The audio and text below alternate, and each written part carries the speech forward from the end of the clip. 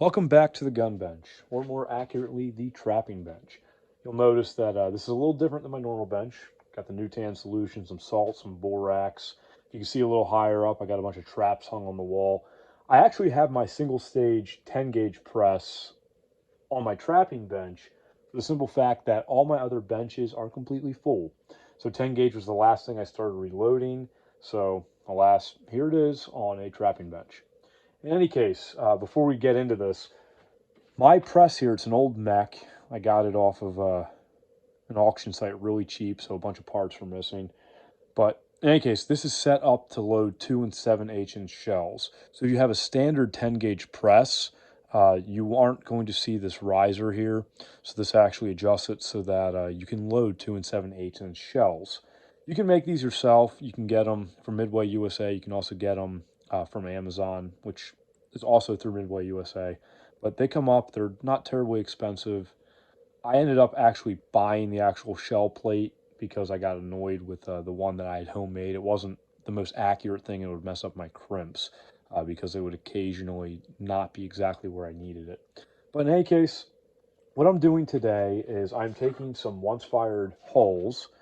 I've actually already resized and deprimed and primed these. So these are Cheddite holes that I've cut down to 2 and 7/8 inches, and I have a Cheddite 209 in these, and they've been fired once. So they're still in pretty good shape. I'm going to reuse these.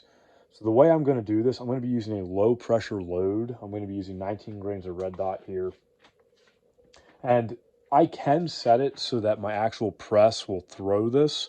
I've just had some inconsistencies with the red dot being thrown, and it's not as accurate as I would like it. So I do measure out the actual load every time when I put these in each hole.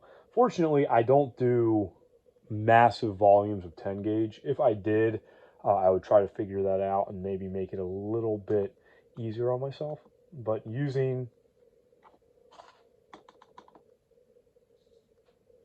this the way I am, it doesn't really slow me down too much.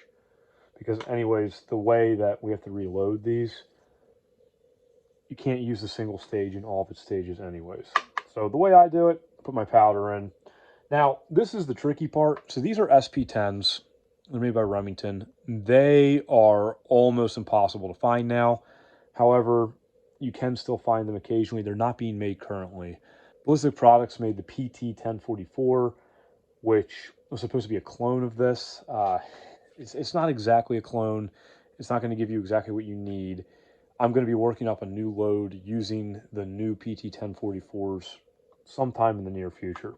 But in any case, I still have quite a few of these left, so I'm going to be using them for the time being. I don't even use the press to put these in. I just put them in, put a little bit of finger pressure in there. I'm not too worried about it. Now, because these are made for a much stiffer load, I'm only shooting 1 1/8 ounces here, I drop a 16 gauge fiber wad in there. And in addition to that, I also throw in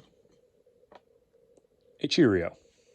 So that'll help fill up the shell to the point where I can get a decent grip on it most of the time.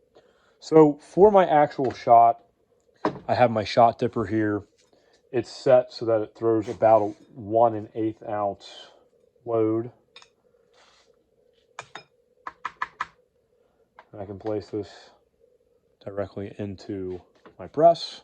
Now, there are Lee presses you can do this, and it's not very efficient, but it does work. If you're doing more than a few loads here and there, it is nice to get a nice single stage. It does speed up the process significantly. So this station here, you get your starter crimp going. Move it across to the finish crimp. I'm only going to do one. Typically when I'd be doing this, I'd be cycling these through. Now let's see if it comes out well. It came out all right. There's a star crimp 2 7/8" load. So this is essentially a 12 gauge load. It's only 19 grains of red dot, and it's 1 1/8 ounces of shot. The reason I like this load is a lot of the gun clubs near me, they require that you don't use more than 1 1/8 ounce, and they want about a 3 gram equivalent. So for a 10 gauge, that's a very light load, and this will be allowed on almost any range near me. So fairly low pressure, works out pretty well. That's how I do my smokeless 10 gauges. There's a bunch of other ways to do it, but that's how I do it here. So this was a little bit informative. If you have any questions, I'll try to answer them.